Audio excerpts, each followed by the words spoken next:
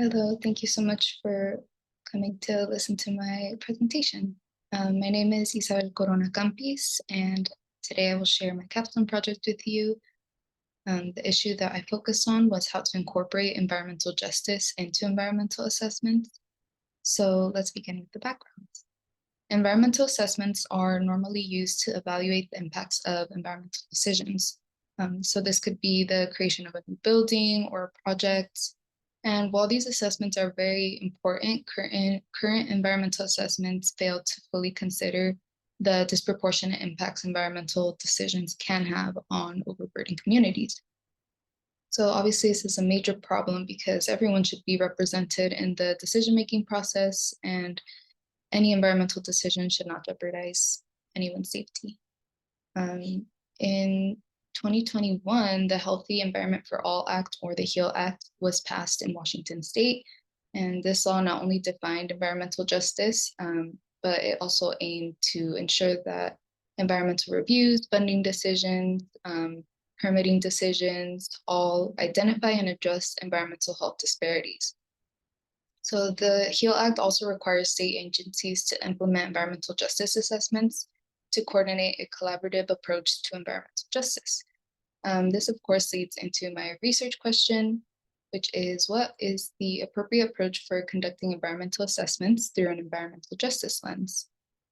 I was fortunate enough to work with the Washington State Department of Natural Resources as their environmental justice intern. I was tasked with creating a pilot environmental justice assessment. I gathered information through informal conversations with environmental professionals, both in and outside of the DNR.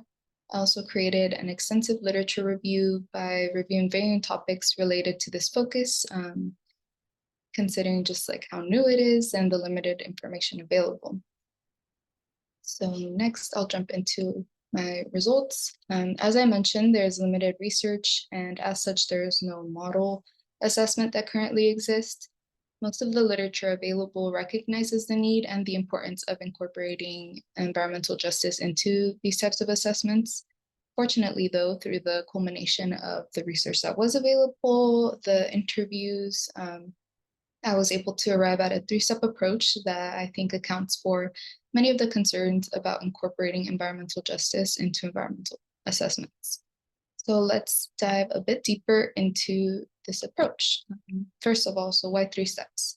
I found that while the assessment itself is incredibly important, the reason certain impacts are missing or are not accounted for is because of the framing of such assessments. So let me break down through parts. So pre-assessment, this aims to prepare the analyst or whoever's conducting the environmental justice assessment by explaining, first of all, what is environmental justice, definition of other terms such as overburdened population, etc. In addition to that, this section provides instructions and guiding questions to encourage the assessor to look beyond the physical or the easily quantifiable. So I think that this framing overall leads to going into the assessment itself with a better understanding and a better mindset. The second piece is the assessment itself, which aims to be simple yet informative. This requires the assessor to label potential impacts in all different types of environments, as the labels are like potentially adverse, potentially beneficial, etc.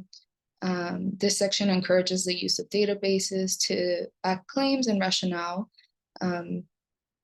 This is mainly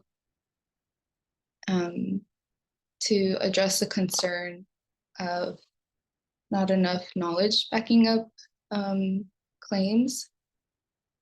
So they can use databases such as like the health disparities map, which is the figure on the right that I'll talk about a little bit later. And yeah, so let's jump into the final step, which is the post-assessment. Similar to the first step, this aims to just prevent errors and in addition to that, identify possible mitigation strategies. So in this section, the assessor is asked to self-evaluate and include a summary of findings. For example, they could say something like, while this project presents no biological impacts, they may displace X community, or they may violate certain treaty rights, um, stuff like that. So by no means is this EJA assessment perfect as it is, which is why I also encourage feedback from the assessors themselves on what they think is missing for a particular project, or if they found something that was not accounted for. I will show you all the approach in action at the end of my presentation if you want to stick around and find out how it works and see like the actual assessment. But for now, let's move on to significance. This project in general increases the guidance on equitable environmental evaluations as it consolidates all available research that I could find. This also provides a framework to continue to be built upon that considers, the disproportionate impacts while understanding different power relationships, historical patterns, and demographics in Washington state. So this map below here shows the concentration of people of color in each county in Washington. The deeper purple areas show the highest concentration, and thus are the areas where these types of policies are incredibly vital.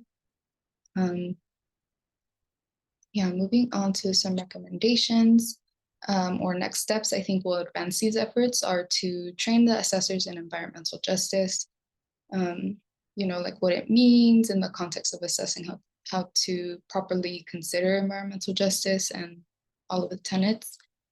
Continual iterations and revisions of this model, and finally to increase a meaningful engagement and go beyond offering people of color a seat at the table, but instead focusing on actual structural change. Thank you so much for listening.